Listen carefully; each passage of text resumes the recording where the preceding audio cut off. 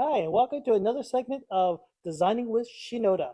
With me today is AIFD designer Marie. So, Marie, Okay. what are we working on today? So we're gonna put those ribbons on that we made in the last video and turn it into a tropical Christmas oasis. So, when dressing a tree, is it better to start with the ribbons or the ornaments? This is an age-old question, so choose your answer wisely.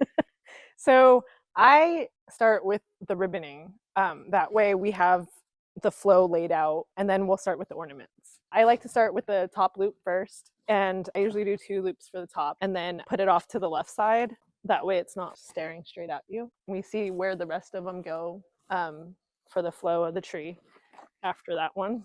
Okay, so once you put the bows on, you just always kind of want to go deeper in the tree and not stick the bows on the ends of the branches. With your longer tails, just tuck them in so it gives it that movement. And then generally, like, you just want your ribbon to have a flow. So whether it's like a long ribbon strand or bows in this instance, you kind of just want to find a pattern, whether it's like side to side or like if you just want it to flow all the way down. When we made this bow on our last video, it was a bigger bow. So we're going to put it on the bottom. So it's visually it's bigger, and so it has that visual weight.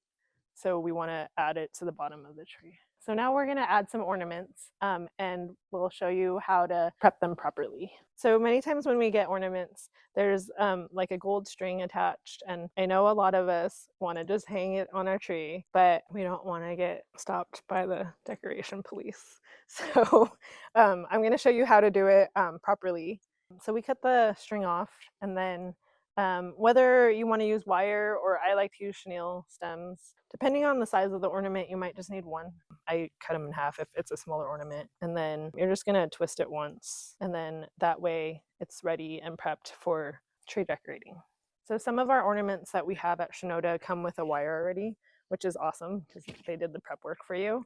Also, we have some ornaments that are already clustered for you, so you don't have to do that work as well. Clustering ornaments on a tree is great. It gives a pop of color, and it also looks visually appealing when there's groupings or clusters on the tree. Like we were talking about earlier, you want to put like the bigger ornaments deep into the tree and on the lower half of the tree. So this one, we're just going to fill in any other gaps that we might have still in the tree. And then when you're going to put it in the tree, there's a debate whether you take your wire and then you just kind of loop it twice around a branch, or there's also people who will kind of do like a twist tie, do 2 turns on that.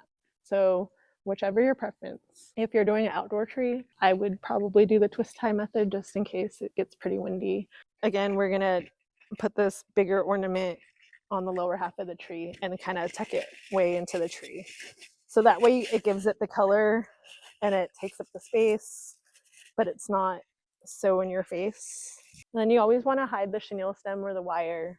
Just make sure that it's not visible. And the smaller ones will go closer to the tips of the tree. That's just the basics on how to put in the different size ball ornaments. And that's how you dress a Christmas tree with ribbon and ornaments. Thank you for joining us. And remember, Christmas is about joy. And who brings the joy? You do. We just help you get there.